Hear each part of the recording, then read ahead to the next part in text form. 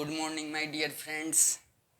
हम लोग पिछले लेक्चर में हम लोग series and parallel combination of a spring पढ़ रहे थे। स्प्रिंग का सीरीज कॉम्बिनेशन और स्प्रिंग का पैरेलल कॉम्बिनेशन देख रहे थे। तो अगर पैरेलल में लगा रहेगा, है ना, हम लोग पढ़े थे कि अगर स्प्रिंग ऐसे लगा रहेगा पैरेलल में, ऐसे मान लेते हैं 3 हैं, बहुत सारे हो सकते हैं, पैरेलल में ऐसे लगा हुआ है, ये एक लोड अटैच है इससे एम मास का, इसका K1 है, इसका K2 है, स्प्रिंग कांस्टेंट इसका K3 है। तो x क्या होगा, तीनों के लिए सेम होगा, और तीनों के बदला में जो एक स्प्रिंग हम लोग लिखेंगे इक्विवेलेंट स्प्रिंग, है ना, उसका स्प्रिंग कांस्टेंट क्या होगा, K इक्विवेलेंट, तीनों का सम होगा K1 plus K2 plus K3। और इसमें जितना एक्सटेंशन होगा, इसमें जितना एक्सटेंशन होगा, इसमें जितना एक्सटेंशन होगा, उतना ही एक्सटेंशन क्या होगा, इसमें भी होगा, x का एक्सटेंशन इसमें भी होगा। ओके, मतलब 3 स्प्रिंग के बजाय अगर एक स्प्रिंग लिखें तो उसका स्प्रिंग कांस्टेंट क्या होगा, K1 plus K2 plus K3, और जितना इसका एक्सटेंशन होगा, इसका होगा, इसका होगा, उतना ही इसका होगा। ओके, तो 3 स्प्रिंग के बजाय अगर एक स्प्रिंग लिखें, उसका स्प्रिंग कांस्टेंट हो जाएगा K1 plus K2 plus K3, और एक्सटेंशन कितना होगा, x से होगा। यहाँ पर जितना एक्सटेंशन है, यहाँ पर जितना एक्सटेंशन है, यहाँ पर जितना एक्सटेंशन है, उतना ही एक्सटेंशन इन तीनों के बजाय जब एक लिखेंगे उसका भी उतना ही होगा। ये तो हम लोग पैरेलल में देखे थे। तो K इक्विवेलेंट का formula K1 plus K2 plus K3 and so on ऐसे होगा। अगर सीरीज में रहता है तो इसमें याद रखना है x सेम रहता था पैरेलल में, और आपका फोर्स क्या होगा, डिफरेंट होगा। इसमें K1x लगेगा, इसमें K2x, इसमें K3x ऊपर की तरफ, और नीचे में mg, ये बैलेंस करेंगे, है ना। अब सीरीज का देखते हैं। सीरीज में क्या पढ़े थे हम लोग, सीरीज में ऐसे पढ़े थे, मान लेते हैं 2 का हम लोग पढ़े थे, 3 का भी हो सकता है जैसे, और यहाँ पर एक लोड अटैच है, ब्लॉक ऑफ मास सेम है, इसका स्प्रिंग कांस्टेंट K1 है, K2 है, इसका क्या है, K3 है। तो इसमें फोर्स कांस्टेंट होता था, और ये मासलेस स्प्रिंग लेकर के चल रहे हैं, आइडियल केस, फोर्स सेम होगा, मतलब इनको रिप्लेस करके एक स्ट्रिंग हम लोग डाल सकते हैं यहाँ पर बनाने के लिए क्वेश्चन। लेकिन हम लोग पढ़े थे सीरीज में क्या होता है, आपका फोर्स सेम होता है लेकिन x डिफरेंट होगा। मान लेते हैं इसका एक्सटेंशन x1 से है, ये x2 से है, x3 से है ना। तो टोटल एक्सटेंशन तीनों के बजाय जब एक स्प्रिंग लिखेंगे, है ना, तो उसका स्प्रिंग कांस्टेंट क्या होगा, उसका formula 1/k equivalent is equal to 1/K1 plus 1/K2 plus 1/K3 and so on, है ना। और यहाँ पर एक मास अटैच कर देंगे, और एक्सटेंशन कितना होगा, इसका एक्सटेंशन हो जाएगा x1 plus x2 plus x3। Okay, मतलब इसमें फोर्स सेम होगा, 3 के बजाय अगर एक लिखें, है ना, उसका K इक्विवेलेंट का फॉर्मूला हो जाएगा 1/K equivalent is equal to 1/K1 plus 1/K2 plus 1/K3। लेकिन अगर 2 ही रहे तो आपका अगर 1/K equivalent is equal to 1/K1 plus 1/K2 होता है, तो डायरेक्ट वहाँ से K इक्विवेलेंट का फॉर्मूला आता है K1 K2/K1 प्लस K2।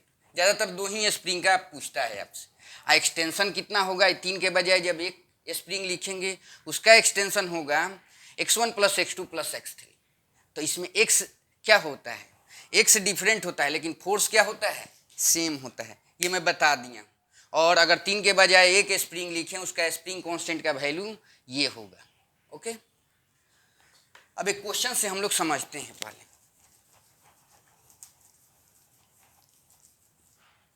तो एक क्वेश्चन है, क्वेश्चन ऐसे बोल रखा है, ये 2 स्प्रिंग हैं, इससे एक ब्लॉक अटैच है जिसका मास दिया हुआ है 10 kg, और एक तीसरा स्प्रिंग इधर से अटैच है। ओके, तो ये देखिए, ये तो mg, इस पे कौन कौन फोर्स लगेंगे, mg, ऊपर में n। वर्टिकल डायरेक्शन की बात अभी छोड़ दे रहे हैं, वर्टिकल डायरेक्शन में ये बैलेंस है। इसका स्प्रिंग कांस्टेंट दिया हुआ है 60 न्यूटन पर मीटर, K1 का वैल्यू, इसका दिया हुआ है K2 का वैल्यू दिया हुआ है 600 न्यूटन मीटर दिया हुआ है ना, 600 न्यूटन मीटर। इसका दिया हुआ है 200 न्यूटन मीटर, इसका दिया हुआ है आपका 100 न्यूटन पर मीटर। ओके, तो इसका 600 न्यूटन पर मीटर, इसका 200 न्यूटन पर मीटर, इसका 100 न्यूटन पर मीटर दिया हुआ है। और कहा जा रहा है इसको 20 मिलीमीटर, कितना 20 मिलीमीटर इस साइड में डिस्प्लेस करके और छोड़ दिया जा रहा है। जिस समय रिलीज किया जा रहा है उस समय इस पे कितना फोर्स लगेगा ये बता देना है। ओके, फोर्स का अमाउंट। तो अब देखिए हम लोग क्या करते हैं, इन दो स्प्रिंग के बजाय, दोनों स्प्रिंग सीरीज में है, दो स्प्रिंग के बजाय एक स्प्रिंग लिखेंगे, उसका स्प्रिंग कांस्टेंट भी चाहिए, तो ऐसे लिख सकते हैं। देखिए तो ब्लॉक अटैच है और इधर वाला, तो देखिए एक जो लिखेंगे उसका के इक्विवेलेंट कितना होता है, K1 K2 by K1 plus K2। अगर दो ही रहे तो ये स्टैंडर्ड फार्मूला है, दो स्प्रिंग के बजाय एक स्प्रिंग लिखेंगे, उसका स्प्रिंग कांस्टेंट ये होगा। तो K1 का वैल्यू कितना है 600 और इसका कितना है 200, और ये हो जाएगा, दोनों को सम करेंगे तो, है ना, तो ये कट जाएगा आपका, ये 4 और ये कितना हो जाएगा आपका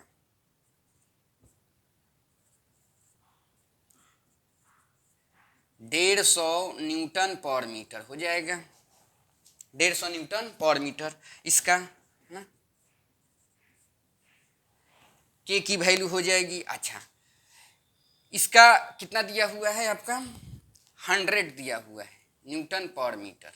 अब कहा जा रहा है इसको इधर कितना 20 मिलीमीटर घसका के छोड़ दिया जा रहा है।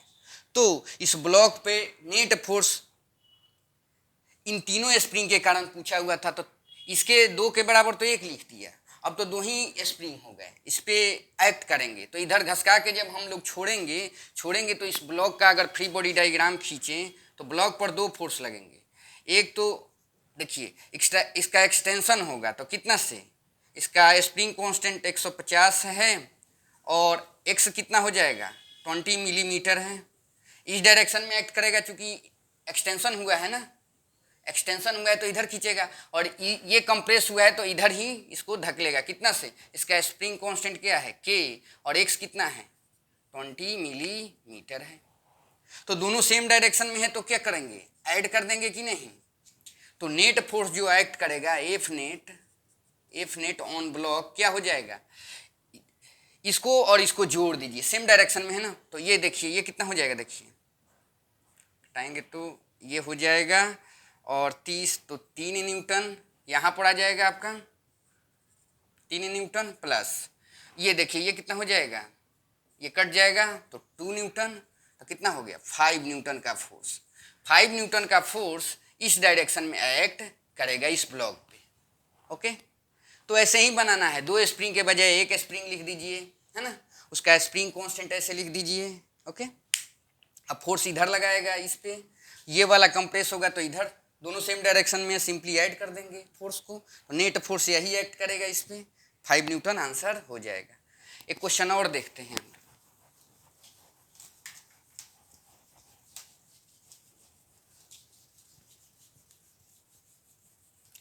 तो आपका यही पढ़ना है ना।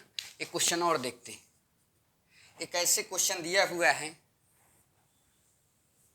ये ब्लॉक ए है, एक स्प्रिंग से अटैच है, और ये एक दूसरा ब्लॉक दिया हुआ है बी दिया हुआ है, इसका मास दिया हुआ है आपका 4 kg और इसका दिया हुआ है 6 kg। ओके, 6 kg दिया हुआ है, एक स्प्रिंग है ना, और कहा जा रहा है इसको, हाँ, spring of negligible mass ideal case लेके चल रहा है। When the two blocks are released simultaneously, the initial acceleration of B is 1.5 metre per second square. इस डायरेक्शन में इस B ब्लॉक का एक्सेलरेशन कितना है 1.5 मीटर पर सेकेंड स्क्वायर। कहा जा रहा है एक 4 kg का है, एक 6 kg का है, एक स्प्रिंग से अटैच है, आइडियल स्प्रिंग है, और इसका एक्सटेंशन कितने से, मतलब इसको स्ट्रेच करके और छोड़ा जा रहा है। जिस समय छोड़ा जा रहा है तो बी ब्लॉक का एक्सेलरेशन इस direction, waste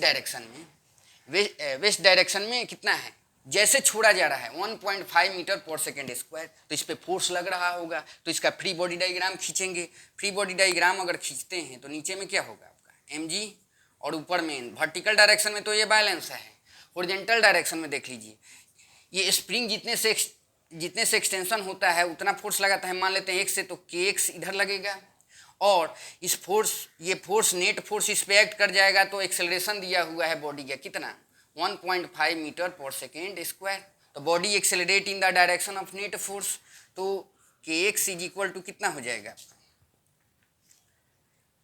kx is equal to mass of the body, इसका मास कितना है 6 kg ना, mass of the body into acceleration of the body. 1.5 को हम लोग 3/2 लिख सकते हैं, तो कितना हो जाएगा 9 न्यूटन।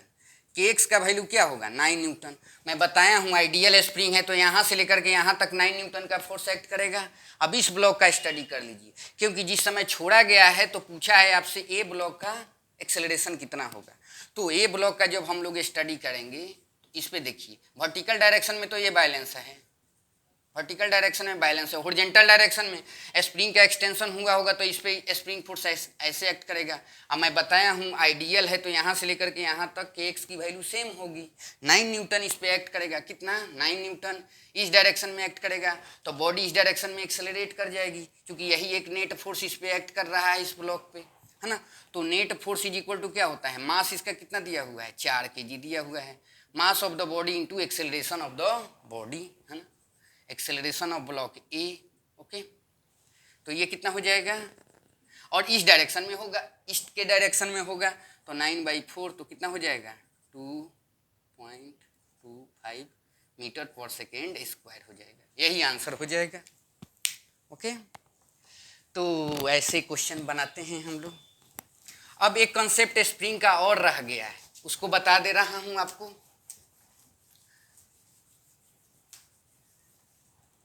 तो एक स्प्रिंग का कंसेप्ट होता है आपका, अगर ये एक स्प्रिंग है, इसकी लेंथ x है, ओके, और इसका स्प्रिंग कांस्टेंट k है, तो जो आपका k होता है इनवर्सली प्रोपोर्शनल क्या होता है, लेंथ होता है। क्या होता है, याद रखिएगा, बहुत इंपॉर्टेंट है ना। जैसे एग्जाम्पल के तौर पर देखें, इसी को मैं 2 पार्ट में कट कर दिया, हाफ हाफ, तो हाफ कर दूंगा तो ये कितना हो जाएगा लेंथ l/2, लेकिन ये हाफ करेंगे तो ये डबल हो जाएगा, इनवर्सली होता है, तो ये 2k हो जाएगा। और ये जो हाफ बच गया उसका भी, ये तो लेंथ l/2 है और स्प्रिंग कांस्टेंट की वैल्यू कितनी हो जाएगी 2k हो जाएगी। तो ये कंसेप्ट होता है। मान लेते हैं इसी को 3 पार्ट में मैंने बांट दिया, मान लेते हैं इसी को मैं 3 पार्ट में बांट दिया, है ना, 3 पार्ट में बांट दिया, l/3 l/3 l/3, है ना। तो ये जो होगा उसका लेंथ तो l/3, लेकिन स्प्रिंग कांस्टेंट क्या हो जाएगी 3k, इसका 3k और इसका 3k हो जाएगा। मतलब लेंथ घटेगा तो स्प्रिंग कांस्टेंट की वैल्यू क्या होगी, बढ़ेगी। तो इस पे एक क्वेश्चन देख लेते हैं हम लोग। मतलब k का वैल्यू इनवर्सली होता है लेंथ का, है ना, लेंथ घटेगा तो स्प्रिंग कांस्टेंट की वैल्यू बढ़ेगी। जैसे क्वेश्चन है, कहा जा रहा है कि एक स्प्रिंग है जिसका स्प्रिंग कांस्टेंट k है और एक ब्लॉक अटैच है, तो सिंपल सी बात है mg फोर्स लगा होगा, इसका एक्सटेंशन हुआ होगा। मान लेते हैं इसका एक्सटेंशन x से है और x का वैल्यू दिया हुआ है 9 सेंटीमीटर दिया हुआ है। कितना दिया हुआ है 9 सेंटीमीटर दिया हुआ है, मतलब मीटर में ऐसे कर लीजिए, है ना, 9 × 10⁻² मीटर हो जाएगा, कन्वर्ट कर लेंगे तो ये बैलेंस होगा, x से एक्सटेंशन हुआ होगा। अब कहा जा रहा है कि इसको 3 पार्ट में हमने काट दिया और ऐसे करके हमने जोड़ दिया पैरेलल में, और ये लोड वही सेम ही लोड है, आपका मास m है। तो देखिए 3 पार्ट में काटे हैं तो कितना हो जाएगा, इसका 3k हो जाएगा, 3k हो जाएगा, 3k हो जाएगा, और पैरेलल में जोड़ दिया गया है। नीचे में क्या लग रहा होगा, mg लग रहा होगा। तो ये बैलेंस अभी है, तो बोला है इसका एक्सटेंशन कितना होगा। तो सिंपल सी बात है, एक्सटेंशन तीनों के बजाय जो एक लिखेंगे उसका कितना हो जाएगा, स्प्रिंग कांस्टेंट का वैल्यू पैरेलल में है तो कितना हो जाएगा 3 के कितना हो जाएगा 9 के हो जाएगा। एक्सटेंशन कितना होता है मैं पढ़ाया हूँ, जितना इसका होगा इसका होगा इसका होगा उतना ही इक्विवेलेंट का होगा। तो मान लेते हैं कितना है आपका x मान लेता हूँ, चाहे x डैश इसका एक्सटेंशन x डैश है ना, तो नीचे में तो mg लग रहा है। तो यहाँ देखिए ऊपर में कितना हो जाएगा k का वैल्यू अब 9k हो गया और x डैश हो गया, इससे mg बैलेंस होगा। इस केस में क्या था आपका k x के जगह कितना था 9 इंटू 10 के पावर माइनस 2, किससे बैलेंस था mg से बैलेंस था ना, इक्वेशन फर्स्ट। और यहाँ पर क्या है आपका देखिए तो 9k x डैश किससे बैलेंस है mg से बैलेंस है। अगर 1/2 कर देंगे तो कितना आंसर हो जाएगा देखिए तो 1/2 करेंगे तो देखिए 9k इंटू 10 के power minus 2 is equal to mg है, और बटा में करेंगे ये तो 9k x dash is equal to mg है, तो ये कट जाएगा 9k कट जाएगा, तो x डैश का वैल्यू कितना हो जाएगा 10 के पावर माइनस 2 मीटर, मतलब 1 सेंटीमीटर आ गया। मतलब इसको 3 पार्ट में काट के अगर पैरेलल में जोड़ेंगे तो एक्सटेंशन कितने से होगा, जब इक्विलिब्रियम में होगा तो 1 सेंटीमीटर। पहले कितना था 9 सेंटीमीटर था। ओके, क्योंकि ये इस केस में स्प्रिंग कांस्टेंट के था, इस केस में कितना हो गया 9k हो गया। ठीक है, तो अगर ये वीडियो अच्छा लगा हो तो वीडियो को लाइक करें, शेयर करें एंड मेरे चैनल को सब्सक्राइब करें। Thank you.